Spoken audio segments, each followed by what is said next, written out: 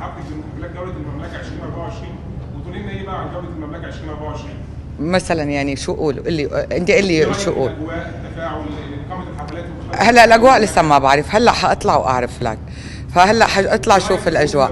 بس الفكره دائما بالرياض يعني متعودين على ابداعاتهم بكيفية تقديم الفنانين بشكل مختلف. مرات بيكون مجموعة، مرات بيكون لوحدنا، مرات بتكون على شكل ليالي. هي الحفلة لسه ما بعرف كيف حيكون. أنا بعتقد بسعودية ما عملت حفلة جمهور فيها واقف، يعني هي أول مرة. فبس تخلص برجع اللي السؤال حقول لك كيف حتكون رهيبة مع النوع الغنى اللي أنا بدي غنيه.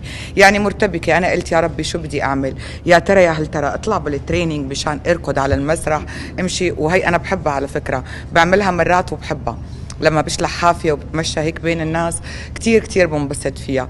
بس اللبس اليوم ما ساعدني اني يعني اكون حافية، بالمرة الجاية ان شاء الله. بس فكرة انه ناس واقفين هي بعتقد اول مرة بالسعودية بعملها. شكرا لكم. الله